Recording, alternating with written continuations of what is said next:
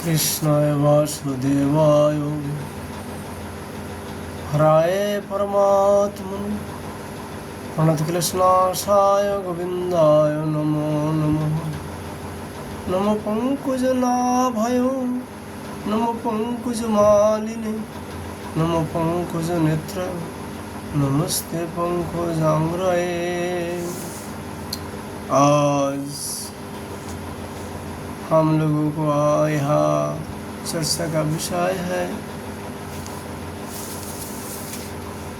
अष्टादश अध्याय दशम स्कंधों में पुलंबोसूर उद्धार।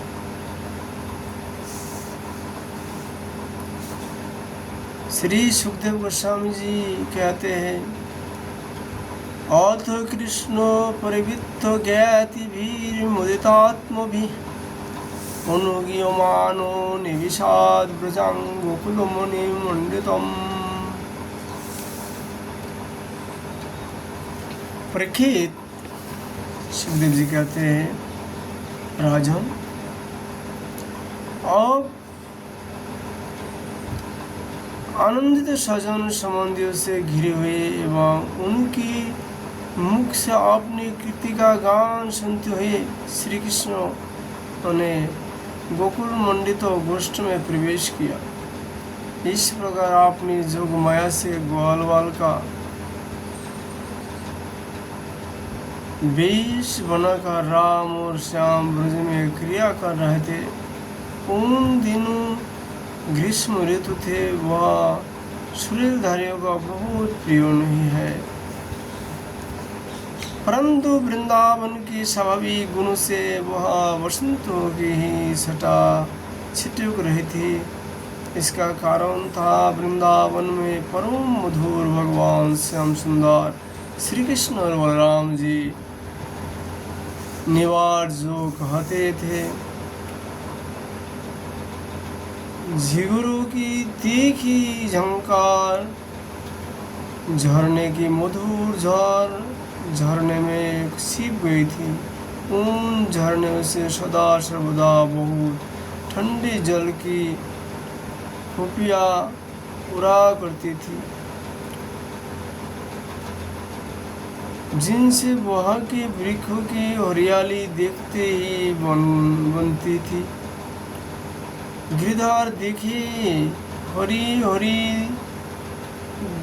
धूप से पृथ्वी हरी हरी हो रही है। नदी, सरोवर एवं झरने की लहर का स्पर्श करके जो वायु चलती थी, उसमें लाल पीली नीली तुरंत के खेले हुए, देर के खेले हुए कहलार, उत्पल आदि अनेकों प्रकार के कमलों का पराग मिला हुआ होता था।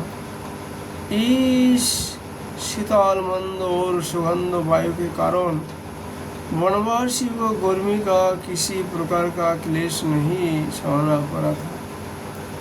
न दावाग्नि का ताप लगता था और न तो सूर्य का घाम। नदी में अगाध जल भरा हुआ था। बड़ी बड़ी लहरें उनके तटों को चूम जाया करती थी। वे उनके पुलियों से टकराती और उन्हें स्वच्छ बना जाती।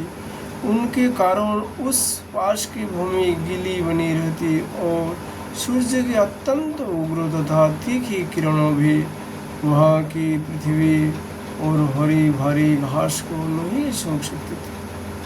चारों ओर हरियाली छा रही थी। उस वन में वृक्षों की पात फूलों से लद रही थी।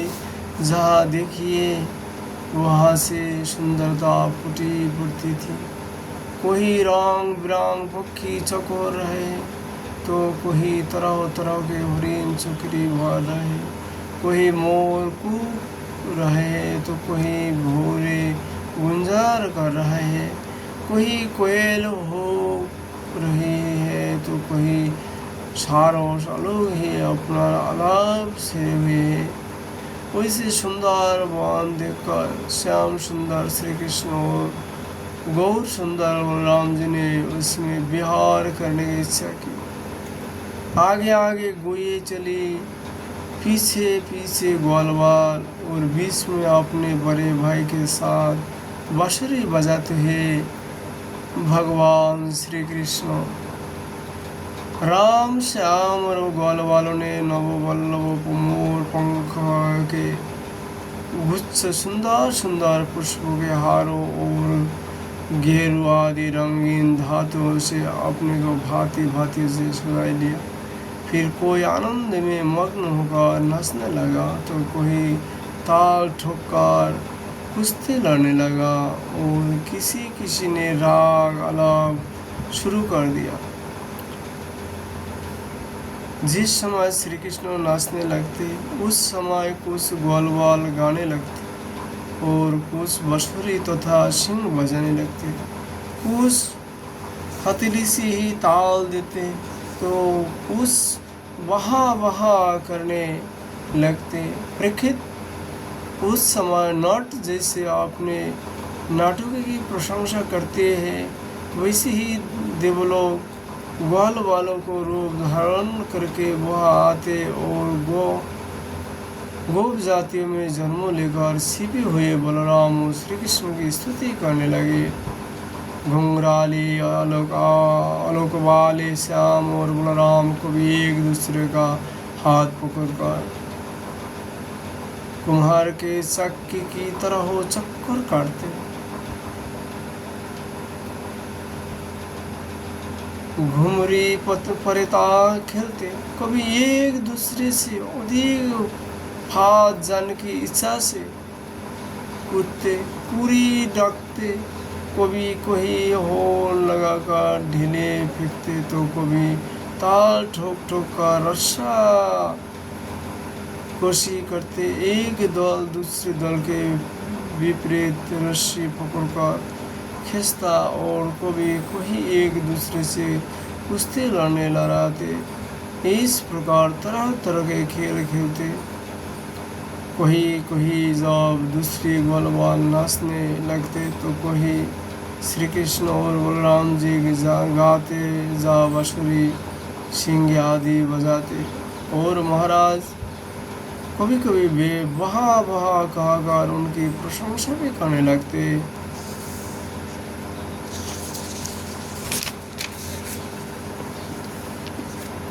कभी एक दूसरे पर बेल, जायफल, अम्बले की फल हाथ में लेकर फेंकते, कभी एक दूसरे की आग बंद करके छिप जाते, और वह किसी से ढूंढता। इस प्रकार आग मिसुनी खेलते। कभी एक दूसरे को छूने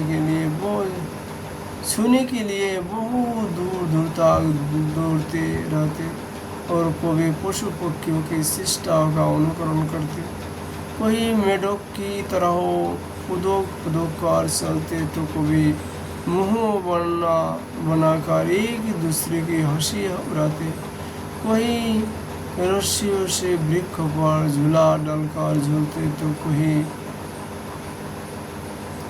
दो बालों को खड़ा करके उनकी बाहों के बल पर ही लटकने लगते।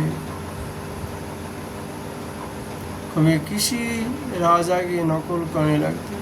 इस प्रकार राम और श्याम वृंदावन की नदी, पर्वत, घाटी, कुंज, वन और सरोवर में वे सभी खेल खेलते जो साधारण बच्चे संसार में खेला करते हैं।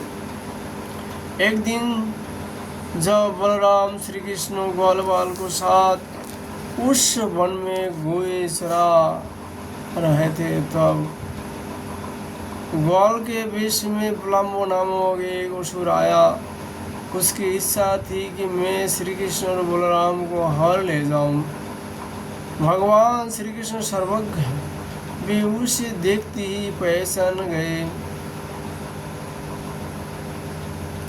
फिर भी उन्होंने उसका परम मित्रता का प्रस्ताव स्वीकार कर लिया। वे मन ही मन यहाँ सोच रहे थे कि किस युक्ति से इसका वध करना चाहिए। ग्वाल बालों में सबसे बड़े खिलाड़ी खेलों के अर्चक जो श्री कृष्ण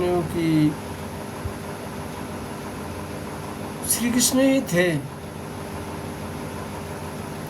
उन्होंने सब ग्वाल बाल को बुलाकर कहा, मेरे प्यारे मित्रों, आज हम लोग अपने को उचित रीति से 2 दलों में बांट ले और फिर आनंद से खेले।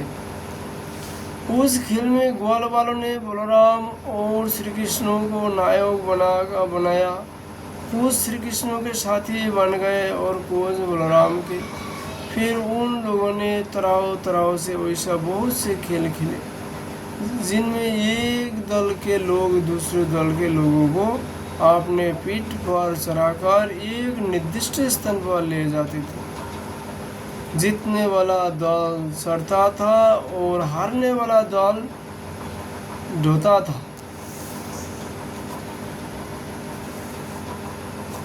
इस प्रकार एक दूसरे की पीठ पर चढ़ते श्री कृष्ण आदि ग्वाल बाल गोए चराते हुए भांडीर नामक वट के पास पहुंच गए, जहाँ भगवान श्री कृष्ण और राधा जी को विवाह करवाया था ब्रह्मा जी ने।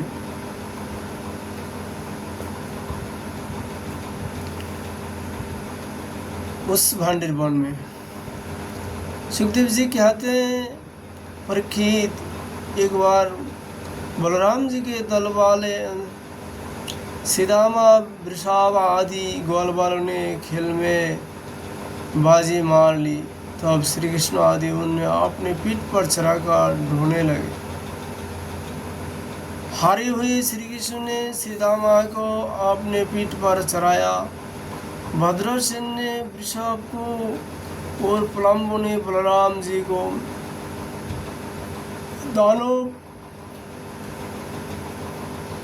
पुंगा प्लम्बु ने देखा कि श्री कृष्ण तो बड़े बलवान हैं, उन्हें मैं नहीं हरा सकूंगा, अतः वह उन्हीं की पक्ष में हो गया और बलराम जी को लेकर फुर्ती से भाग चला और पीठ पर से उतरने के लिए जो स्थान नियत था उससे आगे निकल गया। बलराम जी बड़े भारी पर्वत के समान बोझ वाले थे, उनके लेकर प्लम्बोसुर दूर तक ना जा सका। उसकी चाल रुक गई। तब उसने अपने स्वाभाविक दैत्य रूप धारण कर लिया। उसके काले शरीर पर सोने के गहने चमक रहे थे और गौर सुंदर बलराम जी को धारण करने के कारण उसके वैसे स्वभाव हो रहे थे मानो बिजली से युक्त काला बादल चंद्रमा को धारण किए हुए है। उसकी आँखें आग की तरह धधक रही थी और दाढ़ें बहुत आग पहुंची हुई बड़ी भया बनी थी। उसके लाल लाल बाल उस तरह बिखार रहे थे मानो आग की लपट से उठे रहे हो। उसके हाथ और पाँव में करे, सिर पर मुकुट और कान में कुंडल थे। उनके कंति से वह बड़ा अद्भुत लग रहा था। उस समय भयानक दैत्यों को बड़े वेग से आकाश में जाते देख पहले तो बलराम जी कुछ घबरा से गए, परंतु दूसरी ही क्षण अपने स्वरूप की याद आते ही उनका भय जाता रहा। बलराम जी ने देखा कि जैसे चोर किसी का धन चुरा कर ले जाए, वैसे ही यह शत्रु मुझे चुराकर आकाश मार्गों से ले जा रहा है। उस समय जैसे इंद्र ने पर्वत पर वज्र चलाया था, वैसे उन्होंने क्रोध करके उसके सिर पर एक घूसा कस कर जमाया। घूसा लागना था कि उसका सिर चूर-चूर हो गया। वह मुंह से खून उगलने लगा। सितना जाती रही और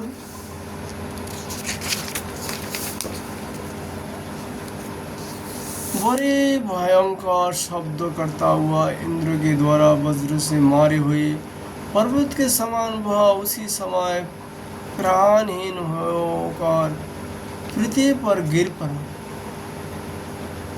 बलराम जी परम बलशाली थे। जब ग्वाल वालों ने देखा कि उन्होंने प्लम्बोसुर को मार डाला तब उनके आश्चर्य की सीमा न रही। वे बार बार बहा बहा करने लगे। ग्वाल वालों का चित्त प्रेम से विह्वल हो गया।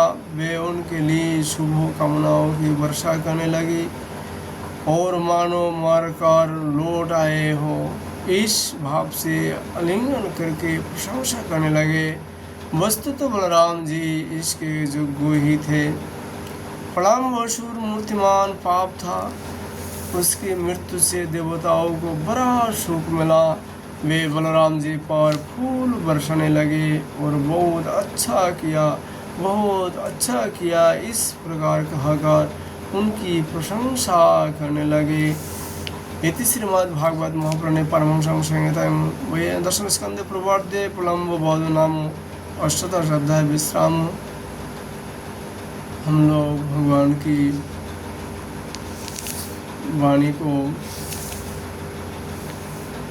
विश्राम देता हूँ।